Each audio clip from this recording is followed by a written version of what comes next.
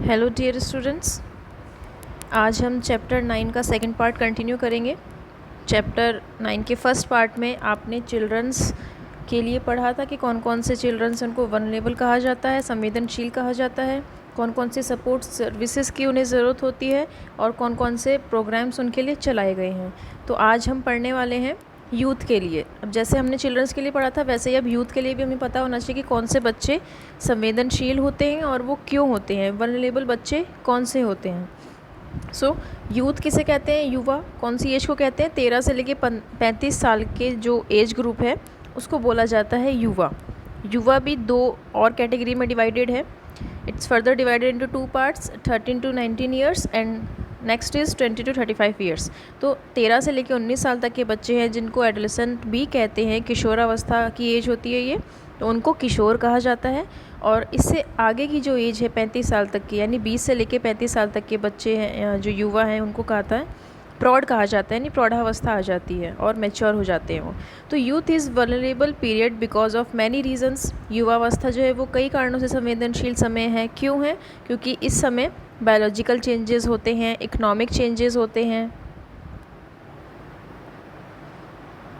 Biological हो गए, economic हो गए। अब बायोलॉजिकल में आपका जो यूथ है वो फिज़िकली भी काफ़ी चेंजेस महसूस करता है, हार्मोनल चेंजेस होते हैं। Next is economic changes. Economic changes में आता है आप इस एज में सोसाइटी के लिए, अपने कैरियर के लिए और ज़्यादा एक्टिव हो जाते हैं। इकोनॉमिकली आप सोचने लगते हैं कि अब कौन सा कैरियर ऑप्शन चूज़ करना है, हमें किस फील्ड में जाना है, हमें अपनी फैमिली को भी सपोर्ट करना है इकोनॉमिकली। तो इकोनॉमिक चेंजेस इसी एज में आ जाते हैं, इसलिए भी वो वल्नरेबल है, संवेदनशील है। Next is family making process start हो जाता है कि हम परिवार को बढ़ाना अब स्टार्ट कर देते हैं, पर्सनल हम ग्रोथ करते हैं अपनी। पीयर प्रेशर होता है इस समय, संवेदनशील समय इसलिए भी है क्योंकि इस समय जो आपके साथ के ग्रुप होते हैं उनका इफ़ेक्ट आप पे बहुत ज़्यादा पड़ता है। तो पीयर प्रेशर की वजह से भी आप कई डिसीज़न गलत ले लेते हो। लैक ऑफ फैमिली सपोर्ट, कई ऐसे डिसीज़न होते हैं जिनमें फैमिली आपको सपोर्ट नहीं करती है इस एज में, कि उनको लगता है कि आप इस एज के लायक नहीं हो या आपके लिए ये सही नहीं है, लेकिन आपको कहीं ना कहीं लगता है मैं ये चीज़ कर सकती हूँ, कर सकता हूँ और मुझे ये करना है। तो कई ऐसी कंडीशंस होती हैं जिसमें फैमिली का सपोर्ट नहीं मिल पाता है, तो भी जो युवा है वो संवेदनशील हो जाते हैं, वल्नरेबल हो जाते हैं। Next is intake of alcohol and drugs.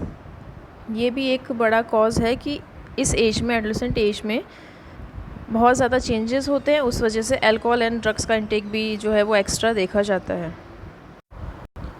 तो इन सब कारणों की वजह से ही जो युवा पीढ़ी है उसको संवेदनशील बोला गया है। And last is risk of reproductive disease, क्योंकि इस एज में बहुत ज़्यादा फिज़िकल चेंजेस होते हैं, तो कहीं ना कहीं रिप्रोडक्टिव डिजीज़ से रिलेटेड भी प्रॉब्लम देखी जाती हैं। और इसके साथ ही आपको स्लाइड में दिख रहा होगा कि कुछ वल्नरेबल यूथ की और कंडीशंस क्या होती हैं।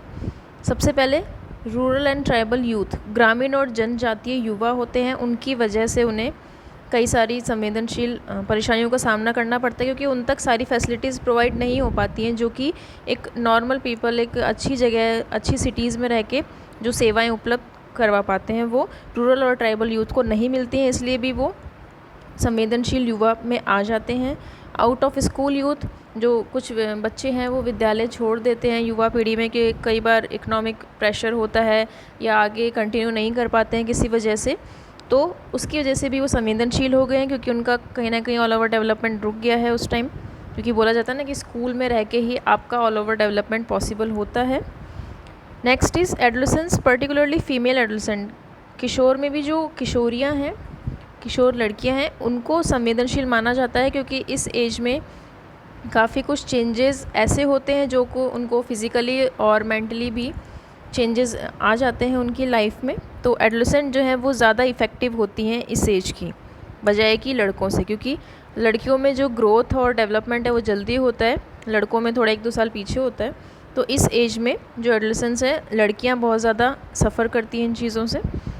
Next is youth with disability. जैसे हमने चाइल्डहुड वाले में भी देखा था कि कोई ऐसे युवा हैं जो अपंग हैं, चाहे वो मेंटली हो, फिज़िकली हो, तो वो भी संवेदनशील हो जाते हैं, उनको भी स्पेशल केयर, स्पेशल सर्विसेज की ज़रूरत होती है। Next is youth under difficult circumstances. कुछ कठिन परिस्थितियों की वजह से भी उनको वर्नेबल या संवेदनशील माना गया है। तो ये कुछ कंडीशंस थी जिसकी वजह से हम कहते हैं कि युवा संवेदनशील है।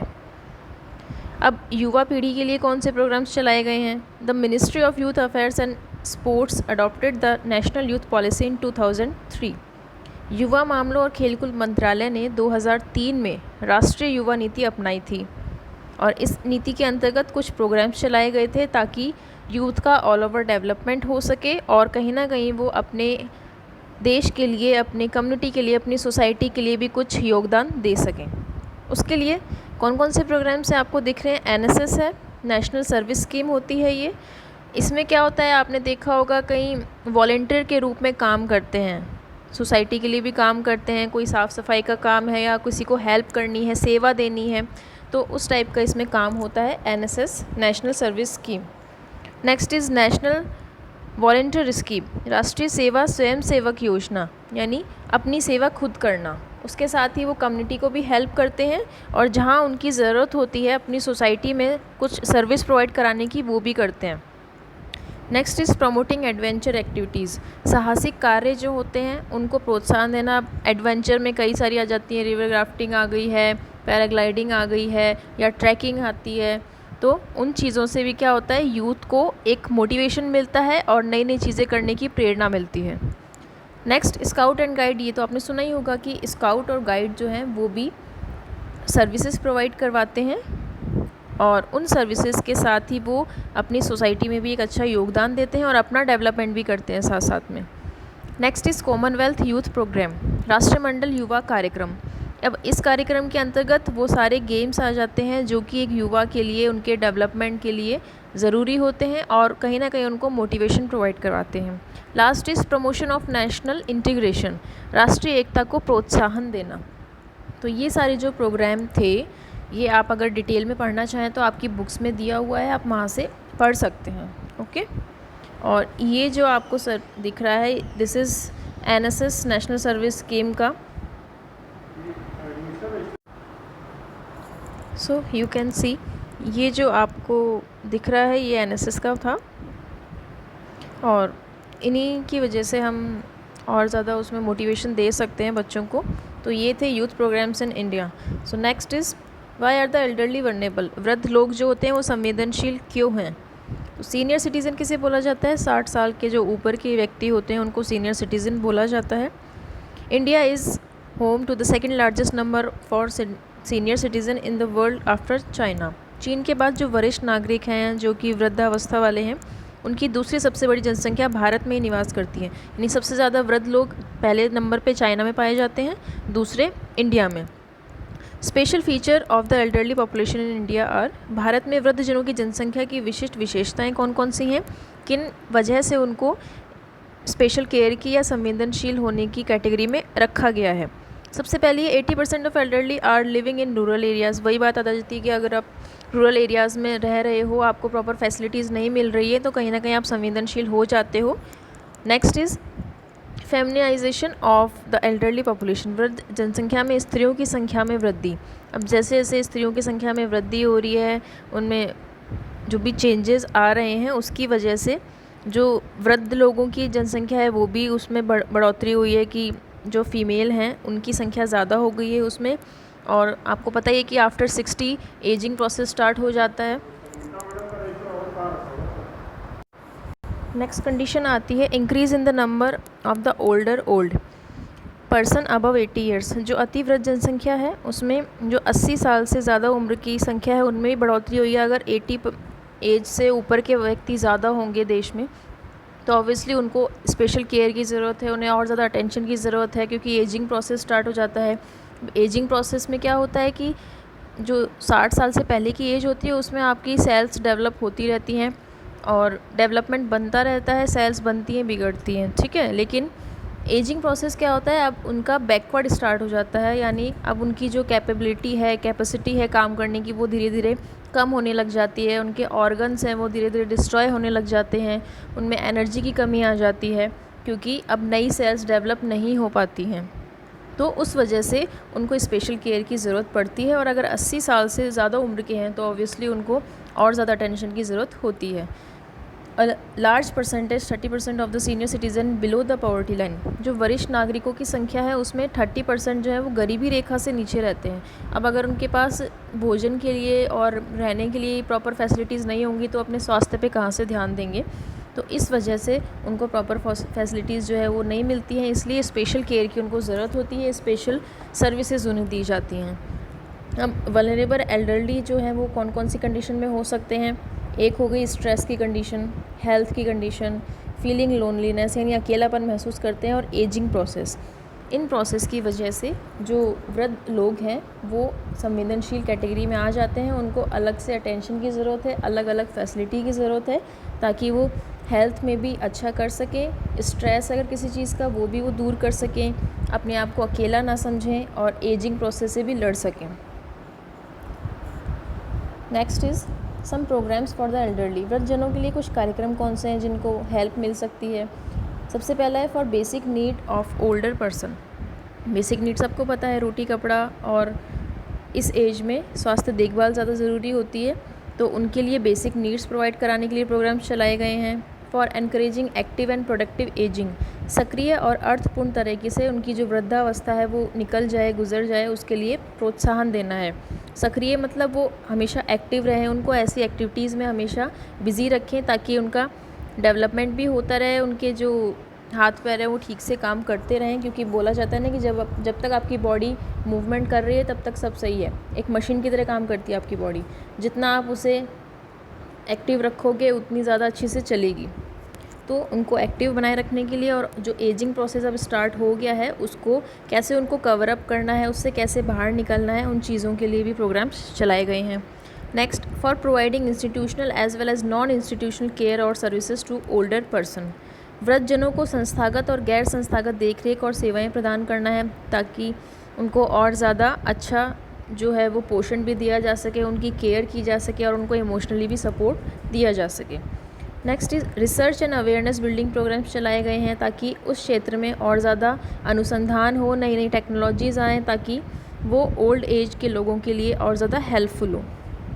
And last is old Holmes, multi service centres, mobile medical units, यानी इस टाइप की भी फैसिलिटीज़ दी जाती हैं ताकि वो अपने जो वृद्धावस्था वाली अवस्था है उससे लड़ सकें और उसको अच्छे से कैरी कर सकें, क्योंकि सबको पता है कि वृद्धावस्था में किसी ना किसी दिन जो ऑर्गन्स हैं वो बंद हो जाएंगे काम करना, तो उनको मेंटली थोड़ा स्ट्रेस रहता है कि अगर उनकी पीछे की लाइफ एक्सपीरियंस अच्छे नहीं हैं तो फैमिली की टेंशन रहती है, अपनी एजिंग की वजह से उनमें जो चेंजेस आते हैं वो सफ़र करते हैं। तो इन सब प्रोग्राम से उनको इन सब चीज़ों से बाहर निकलने में हेल्प मिलती है। अब नेक्स्ट प्रोग्राम आता है national old age pension scheme. अब ये क्या है, इस एज में राष्ट्रीय वृद्धावस्था पेंशन योजना दी जाती है। ऐसे बुज़ुर्गों के लिए बनी है जिन्हें निराश्रित माना जाता है। निराश्रित का मतलब जिनका कोई आश्रय नहीं है, कोई उनको केयर टेकर नहीं है, अर्थात जिनके पास अपना निजी और परिवारजनों से वित्तीय सहायता नहीं मिल पा रही है, उनको इकोनॉमिक कहीं से भी सपोर्ट नहीं है, उनके लिए ये पेंशन योजना चलाई गई है। जिनके पास कोई आजीविका का साधन नहीं होता और लाभार्थी को 65 वर्ष से अधिक का होना चाहिए, उनके पास अपना आयु प्रमाण पत्र होना चाहिए और निराश्रित होने का प्रमाण पत्र, यानी कि हमारा कोई ध्यान रखने वाला नहीं है, हमारा कोई सोर्स नहीं है इनकम का, इसलिए उनको एक सर्टिफिकेट देना होता है, आयु का प्रमाण पत्र देना होता है, और आयु कितनी होनी चाहिए, 65 वर्ष से अधिक वर्ष के लिए ये प्रोग्राम चलाया गया है। और राज्य सरकारें और अपने निजी संस्थानों से इस राशि को बढ़ा भी सकती हैं। नेक्स्ट टॉपिक अब आता है प्रिपेयरिंग फॉर कैरियर या जीविका की तैयारी। जैसे कि आपको पता है हर चैप्टर में आपको उससे रिलेट किया जाता है कि आपके पास क्या क्या कैरियर ऑप्शंस हो सकते हैं। तो इस फील्ड में आपको क्या कैरियर ऑप्शंस चाहिए। Following are the skills required to have career in this field. इस क्षेत्र में जीविका के लिए निम्नलिखित प्रश्नों की ज़रूरत होती है, या आपके पास कौन कौन से कौशल होने चाहिए उनकी ज़रूरत है। तो पहला है पीपल स्किल्स। जन कौशल क्या है, acquire the skill to communicate with the different group of people. Community में, प्राइवेट सेक्टर में, officials in government, people with the organization, यानी इन सब के साथ आपकी क्या कम्युनिकेशन स्किल्स हैं, आपके अंदर ऐसी स्किल्स होनी चाहिए ताकि आप अपनी बात को कम्युनिकेट कर सको, समुदाय के लोगों के साथ इंटरेक्ट कर सको। और चाहे आप प्राइवेट सेक्टर में काम करो या ऑफिशियल्स गवर्नमेंट में काम करो, आपको अपनी स्किल्स के साथ ही मैनेज करना होता है, क्योंकि कहीं ना कहीं इसमें काउंसलिंग की भी प्रोसेस होती है। ओल्ड एज के साथ आपको इंटरेक्ट करना है तो उनके फिज़िकल चेंजेस, मेंटल चेंजेस आपको पता होने चाहिए। लोगों में कितनी समझ है उस चीज़ के लिए, वो आप कैसे काउंसिल करोगे, कैसे उनमें और चेंजेस करोगे, तो वो सब चीज़ें आपको पता होनी चाहिए। Next is administrative skill. प्रशासनिक कौशल क्या है? हैंडलिंग फाइनेंस आपको आना चाहिए कि कैसे वित्त का हिसाब रखना है। रिक्रूटिंग पर्सनल, व्यक्तियों की भर्ती कराना है। स्थान किराए पर यानी रेंट पे जो देते हैं स्पेस, वो होता है। बाइंग इक्विपमेंट खरीदना है, उपकरण खरीदना है, उनका रिकॉर्ड मेंटेन रखना है, स्टॉक का मेंटेन रखना है। तो ये सारी एडमिनिस्ट्रेटिव स्किल्स भी आपको आनी चाहिए। Next is other qualities. अब और क्या क्वालिटीज़ हैं? पहली क्वालिटी आपको दिख रही है, to develop a knowledge base and understanding about children, youth and elderly. बच्चों के लिए, युवाओं के लिए, वृद्धजनों के लिए आपके पास नॉलेज होनी चाहिए पूरी, उनकी समझ होनी चाहिए कि उनके कैसे कैसे विकास हुआ है, उनको कौन कौन सी चीज़ें हैं वो प्रोसेस में लानी है। तो उन तीनों एजेस के बारे में आपको अच्छे से नॉलेज होनी चाहिए कि उनकी कैरेक्टरिस्टिक्स क्या होती हैं, विशेषताएँ क्या होती हैं। Next is under graduate degree, इसमें ले सकते हो आप होम साइंस में, और इसको फैमिली एंड कम्युनिटी साइंस भी कहा जाता है, यानी गृह विज्ञान में पूर्व स्नातक डिग्री जो है उसके नाम से भी जाना जाता है, और परिवार और समाज समुदाय विज्ञान भी कहा जाता है। सामाजिक कार्य हैं, समाज विज्ञान है, इसमें भी आप ग्रेजुएशन कर सकते हो। एंड नेक्स्ट इज़ जो Indira Gandhi national open university, ये सबने सुना ही है नाम, तो वो भी कुछ प्रोग्राम्स है वो ऑफ़र करवाते हैं, लाइक सर्टिफिकेट प्रोग्राम इन एनजीओ मैनेजमेंट। गैर सरकारी संगठन जो होते हैं, नॉन गवर्नमेंट ऑर्गेनाइजेशन, उनमें आप एक सर्टिफिकेट प्रोग्राम कर सकते हो, उनकी एनजीओ को आप कैसे मैनेज करोगे। Next is diploma in youth development, युवा विकास जो होता है उसमें आप डिप्लोमा कर सकते हो। तो ये थे कुछ स्किल्स जो कि आपको इसमें कैरियर बनाने के लिए चाहिए। एंड नेक्स्ट इज़ रोज़गार के अवसर, career avenues. Set up your own institution for service to any target group. अब टारगेट ग्रुप कौन से हैं? जिन एज ग्रुप के लिए आप काम कर रहे हो, चाहे वो बच्चे वाली एज हो, यूथ हो, या अडल्ट हो, या ओल्ड एज हो, तो उनके लिए आप अपना इंस्टीट्यूशन बना सकते हो, उनको सेवाएं दे सकते हो और निजी संस्थान स्थापित कर सकते हो। नेक्स्ट इज़ किसी प्रतिष्ठित संस्थान या कार्यक्रम में प्रबंधन करना। कोई भी अगर इवेंट है तो उसको आप मैनेज कर सकते हो, मैनेजर बन सकते हो प्रोग्राम के। नेक्स्ट इज़ किसी स्तर या कार्डर में काम कर सकते हो, यानी be a functionary at any level और कैडर, यानी किसी भी लेवल पे आप काम कर सकते हो, चाहे आप सर्विस प्रोवाइड करवा रहे हो, चाहे उनको असिस्ट कर रहे हो, चाहे किसी और के साथ मैनेजमेंट कर रहे हो, तो किसी भी लेवल पे आप काम कर सकते हो।